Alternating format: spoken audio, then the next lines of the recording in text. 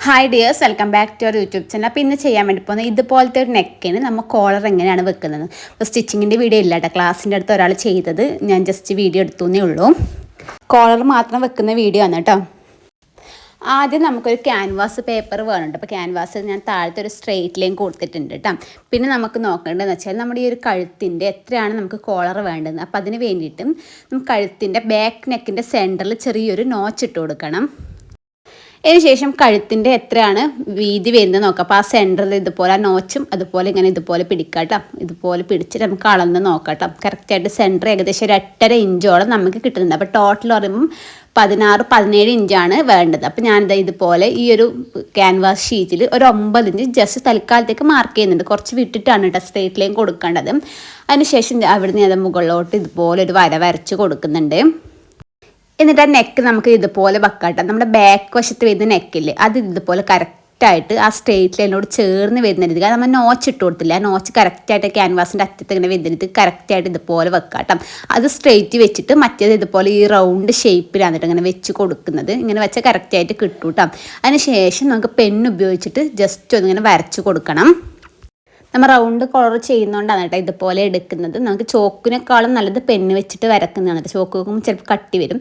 Pen വെച്ചിട്ട് കറക്റ്റായിട്ട് ആ ഒരു അറ്റം വരെ നമുക്ക് വരച്ചെടുക്കാം. പിന്നെ നമുക്ക് എന്താ ചെയ്യുന്നത് വെച്ചാൽ ടാപ്പ് വെച്ചിട്ട് നമുക്ക് അളക്കണുണ്ട്. ആദ്യം കുറച്ച് നമുക്ക് നീട്ടി വരച്ച് കൊടുക്കാം കേട്ടോ.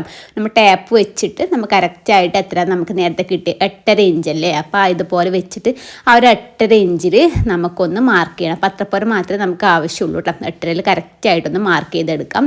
അതിനുശേഷം അവിടുന്ന് നമുക്ക് 3/4 ഇഞ്ച് മുകളിലോട്ട് മാർക്ക് ചെയ്ത് 3/4 അല്ലെങ്കിൽ 1 ഇഞ്ചും എടുക്കാം കേട്ടോ. അപ്പോൾ ഇത് കസ്റ്റമർ കൊടുത്തത് ആ ഒരു അളവിന് കൊടുത്തതിൽ 3/4 ഇഞ്ചാണ് അവർക്ക് ഈ കോളർ വരുന്നത്.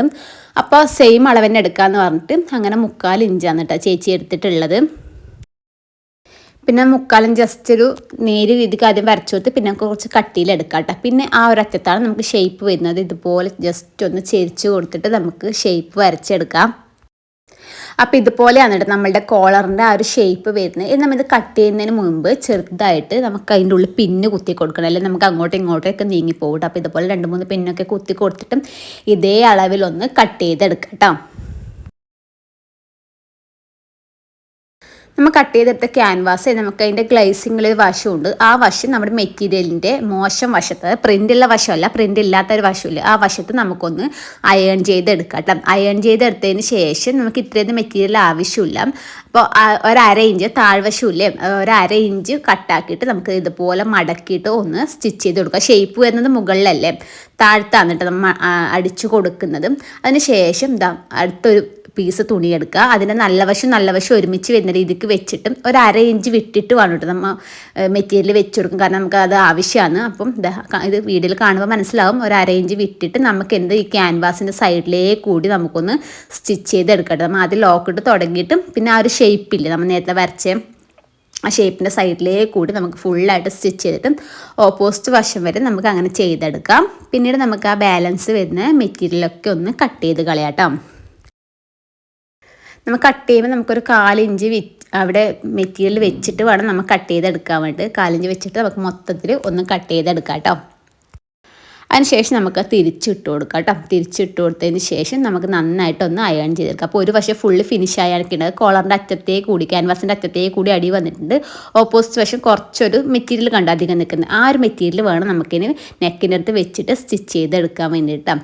നമുക്ക് 2 രീതിക്ക് ചെയ്തെടുക്കാൻ പറ്റും. ഒന്നിക്കിൽ നമുക്കിപ്പോൾ നമ്മൾ തയ്യാറാക്കി വെച്ച ആ കോളറിൽ സെൻറ്റർ നോച്ചിട്ട് കൊടുക്കുക. 2 പിടിച്ച് സെൻറ്റർ നോച്ചിട്ട് കൊടുക്കാം. നമ്മൾ നേരത്തെ നമ്മുടെ ആ ടോപ്പിൻ്റെ സെൻറ്റർ നോച്ച്, ബാക്ക് നെക്കിൻ്റെ സെൻറ്ററായിട്ടാണ് നോച്ച് വരല്. അവിടെ വെച്ച് സെൻറ്ററിൽ വെച്ചിട്ട് ബാക്ക് നെക്കിൻ്റെ ആ സെൻറ്ററിൽ നോച്ചില്ലേ അവിടെ വെച്ചിട്ട് കോളറിൻ്റെ ഈ സെൻറ്റർ വെച്ചിട്ട് നമുക്ക് ആദ്യം ഒരു സൈഡിലേക്ക് സ്റ്റിച്ച് ചെയ്യാം, രണ്ടാമത് ഓപ്പോസിറ്റ് വശത്തേക്ക് സ്റ്റിച്ച് ചെയ്യാം. അങ്ങനെ വേണമെങ്കിൽ അങ്ങനെ ചെയ്യാം. അല്ലാന്നുണ്ടെങ്കിൽ നമുക്ക് ഈ നെക്കിൻ്റെ ഒരു അറ്റം മുതൽ ഓപ്പോസിറ്റ് അറ്റം വരെ സ്റ്റിച്ച് ചെയ്തെടുക്കാം. അപ്പോൾ നമ്മൾ 1/2 ഇഞ്ചല്ലേ നേരത്തെ വിട്ടത്. അപ്പോൾ 1/2 ഇഞ്ച് തയ്യൽ തുമ്പിൽ വേണം നമ്മൾ സ്റ്റിച്ച് ചെയ്തെടുക്കാൻ വേണ്ടിയിട്ട്.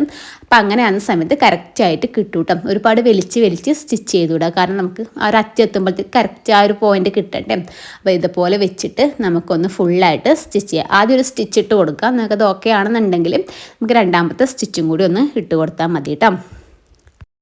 നമുക്ക് ഫുള്ളായിട്ട് സ്റ്റിച്ച് ചെയ്തതിന് ശേഷം നമുക്കിത് ഇതുപോലെ തിരിച്ച് വെച്ച് കൊടുക്കാം. തിരിച്ച് വെച്ച് കൊടുക്കാം, നമുക്ക് കറക്റ്റ് ആ ഒരു പോയിന്റ് കിട്ടും. നമുക്കിപ്പോൾ ഓൾറെഡി ഒരു സ്റ്റിച്ച് ആ ക്യാൻവാസിൻ്റെ മുകളിലേ ഉണ്ട്. ഇപ്പോൾ നിങ്ങൾക്ക് വീഡിയോയിൽ കാണുമ്പോൾ മനസ്സിലാവും. നമ്മളിപ്പോൾ ഒരു സ്റ്റിച്ചും കൂടി ഫുള്ളായിട്ട് ഇട്ട് കൊടുത്തതിന് ശേഷം നമ്മൾ ആദ്യമായിട്ട് ക്യാൻവാസിൻ്റെ മുകളിലേക്ക് മെറ്റീരിയൽ മടക്കിയിട്ട് ഒരു സ്റ്റിച്ച് ഇട്ട് കൊടുത്തിലും ആ ഒരു സ്റ്റിച്ച് നമ്മൾ പൊട്ടിച്ച് കളയണം കേട്ടോ. അല്ലെങ്കിൽ വൃത്തികേടായിരിക്കും 2 സ്റ്റിച്ച് വരുന്ന സമയത്ത്. നമുക്ക് അവിടെ ഒരു സ്റ്റിച്ച് മാത്രമേ വേണ്ടൂ. അപ്പോൾ ആദ്യം ഇതുപോലെ വെച്ചിട്ട് ഫുള്ളായിട്ട് റൗണ്ടിൽ സ്റ്റിച്ച് ചെയ്യുക. പിന്നെ നമ്മൾ ആദ്യം ഇട്ട ആ സ്റ്റിച്ച് അത് നമുക്ക് പൊട്ടിച്ച് കളയാം കേട്ടോ. പൊട്ടിക്കുമ്പോൾ ശ്രദ്ധിക്കണം, സ്റ്റിച്ച് ഒരുമിച്ച് തന്നെ വന്നിട്ടുണ്ടെങ്കിൽ നമുക്ക് മനസ്സിലാവില്ല ഏതാണെന്നുള്ളതും. അപ്പോൾ ശ്രദ്ധിച്ചിട്ട് നമുക്ക് ആ ഒരു സ്റ്റിച്ചും കൂടി പൊട്ടിച്ച് കളയാം. അപ്പോൾ ഇതുപോലെയാണ് കേട്ടോ കോളർ വെച്ച് കൊടുക്കുന്നത്. ഞാനിപ്പോൾ കട്ടിങ്ങിൻ്റെ വീഡിയോ ഒന്നും ഇല്ലാത്ത വെച്ചാൽ അവിടെ ഞാൻ ക്ലാസ്സിന് പോയെടുക്കുന്നു ഒരു ചേച്ചി ചെയ്യുന്ന സമയത്ത് അങ്ങനെ ജസ്റ്റ് വീഡിയോ എടുത്തു എന്നേ ഉള്ളൂ കേട്ടോ. ആർക്കെങ്കിലും യൂസ്ഫുൾ ആവുന്നുണ്ടെങ്കിൽ ആയില്ലേന്ന് വിചാരിച്ചിട്ട്. പിന്നെ ബാക്കിയൊന്നും കാണിക്കേണ്ട, ഒരു ഏലിയൻ ടോപ്പാണ്. അതുപോലെ നെക്ക് ഇങ്ങനെ റൗണ്ടിൽ വന്നിട്ട് ഒരു വി ഷേപ്പിൽ അങ്ങനെ വരുന്നതാണ് കേട്ടോ. അപ്പോൾ കോളറിൻ്റെ മാത്രമേ എനിക്ക് എടുക്കാൻ പറ്റിയിട്ടുള്ളൂ. അപ്പോൾ ഒരു പുതിയൊരു വീഡിയോ ആയിട്ട് വരുന്നതായിരിക്കും കേട്ടോ. Bye bye.